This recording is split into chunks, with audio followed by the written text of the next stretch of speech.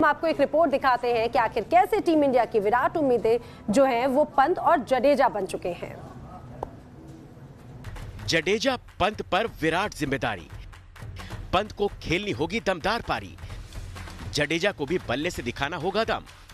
Antigua में पंत जडेजा का mission 350 और भारतीय टीम के इस मिशन को पूरा करने की विराट जिम्मेदारी युवा विकेटकीपर ऋषभ पंत और ऑलराउंडर रविंद्र जडेजा के कंधों पर रहने वाली है। तो जडेजा की बल्लेबाजी की वजह से विराट ने अश्विन की जगह रविंद्र जडेजा को तरजीह दी और अब पंत और जडेजा को विराट के इस भरोसे पर खरा उतरना होगा।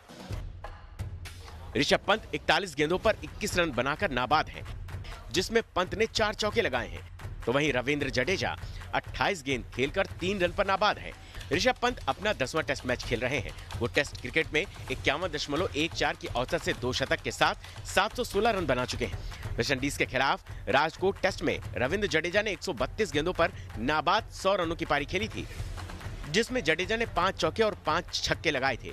तो वहीं पिछले 2 साल में खेले गए 60 टेस्ट में 62.40 की औसत से 312 रन बना चुके हैं जडेजा, जिसमें जडेजा ने 1 शतक और 2 अर्धशतक लगाए हैं। तो जडेजा और पंत पर बहुत ज्यादा ये कहा जा सकता है कि जिम्मेदारी होगी, लेकिन मनिंदर जी 350 का जिस तरह का टारगेट है, आपको क्या लगता है कि कितना ये टफ भी होगा या फिर किस तरह की सिचुएशंस बन सकती हैं? देखिए टफ तो बहुत होगा, क्योंकि इन दोनों के ऊपर बहुत कुछ निर्भर करता है, जैसे आपने अपने पैकेज में भी दिखाया, क्योंकि इसके बाद आपके फास्ट बॉलर्स रह जाते हैं शमी, ईशांत शर्मा और बुमराह, और उनसे आप ज़्यादा उम्मीदें नहीं कर सकते। सो इन दोनों के बीच एक बड़ी पार्टनरशिप अगर हो जाती है तो फिर आप 350 का टारगेट अचीव कर सकते हैं। और अगर 350 का टारगेट इस पिच के ऊपर अचीव कर लेते हैं तो मुझे लगता है इंडिया के पास ऐसी बॉलिंग लाइनअप है जो वेस्ट इंडीज़ को परेशान कर सकती है। लेकिन कहीं 225, 230 या 250 तक रह गया इंडिया टीम का स्कोर, तो फिर इंडिया को बहुत मुश्किल हो सकती है इस टेस्ट मैच में। चलिए, तो इंडिया को मुश्किल हो सकती है, लेकिन अगर 350 तक पहुंच गए तो हमारे पास ऐसा बॉलिंग ऑर्डर है कि हम वेस्ट इंडीज को मुश्किल में डाल सकते हैं। वैसे पंत और जडेजा को आज ठीक वैसी ही पारी खेलनी होगी जिस तरह से कल उपकप्तान अजिंक्य रहाणे ने बल्लेबाजी की। बिल्कुल, और इसकी वजह भी अगर बात करें नवे, तो क्योंकि विराट और पुजारा जैसे धुरंधर बल्लेबाज जब कल सिंगल डिजिट में आउट हो गए थे, तो रहाणे टीम के संकट मोचक बनकर एक तरह से सामने आ गए थे। और रहाणे की दमदार पारी जो है, उसी की वजह से टीम इंडिया पहली पारी में 300 या फिर उसके भी आगे 350 के स्कोर की ओर आगे बढ़ती हुई दिख रही है। रंग में लौटे अजिंक्य रहाणे ने खेली दमदार पारी, टीम के संकट मोचक बने रहाणे ने दूर की विराट टेंशन। वेस्टइंडीज के खिलाफ एंटीगा टेस्ट की पहली पारी में अजिंक्य रहाणे ने 163 गेंदों पर 81 रन की पारी खेली, जिसमें रहाणे ने 10 चौके लगाए। As long as I'm contributing for my team, that's what matters.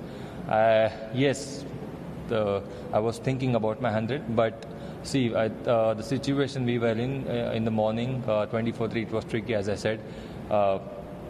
Then I just thought that if I can contribute for my team, that will really help me. So I'm not too worried about, I'm not too concerned about my 100s. That will come automatically.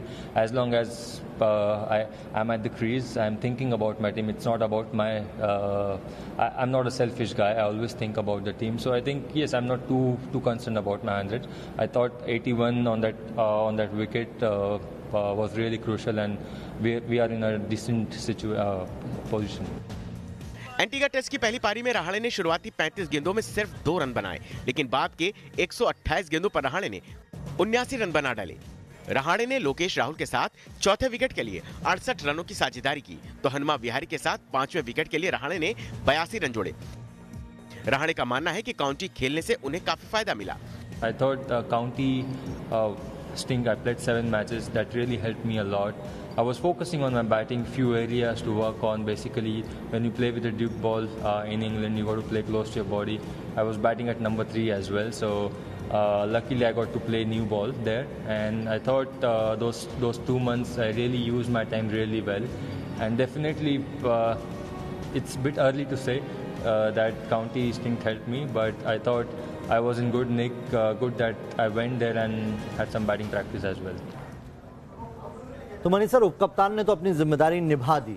कोई दिन ऐसा होता है या कहीं कोई चूक हुई है? कप्तान कहाँ चूक कर गए? क्योंकि अगर हम स्टार्टिंग ऑर्डर की बात करें तो पुजारा, फिर कोहली, ये कहाँ दिक्कत आ रही है? नहीं, देखिए ये पिच थोड़ी सी गीली थी जब मैच शुरू हुआ था, इसी वजह से वेस्ट इंडीज़ के कैप्टन ने टॉस जीत के पहले फील्डिंग करने का फैसला किया था, क्योंकि उनको पता था कि अगर शुरू में वो 2-3 विकेट ले लेते तो अच्छा खासा दबाव बना लेंगे इंडियन बैटिंग लाइनअप के ऊपर, जो कि उन्होंने किया।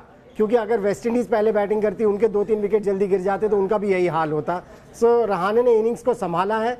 जो शुरू में विकेट्स गिरे, वो विकेट जिस तरह की थी उसके ऊपर बैटिंग करना इतना आसान नहीं था। सो पहला 1 घंटा इंडियन बैटिंग लाइनअप के लिए बहुत इंपॉर्टेंट था और उसमें वेस्ट इंडीज़ ने उन कंडीशंस का पूरा फायदा उठाया। लेकिन उसके बाद भी मुझे ऐसा लगता है कि इस पिच में कुछ बॉलर्स के लिए है, क्योंकि बॉल रुक कर आ रही है, इतनी आसानी से स्ट्रोक्स खेलना इतना आसान नहीं है इस पिच के ऊपर।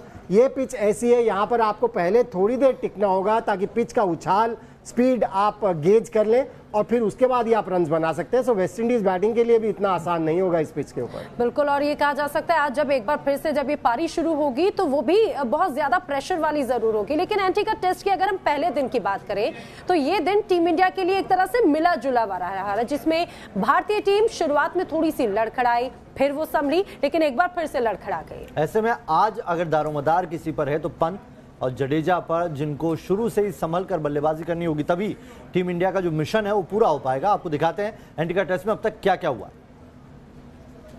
एंटीगा में पस्त पड़े पुजारा, नहीं हुआ कोहली का विराट वार, रहाणे ने जमाया रंग, पंत जडेजा पर 300 का दारोमदार।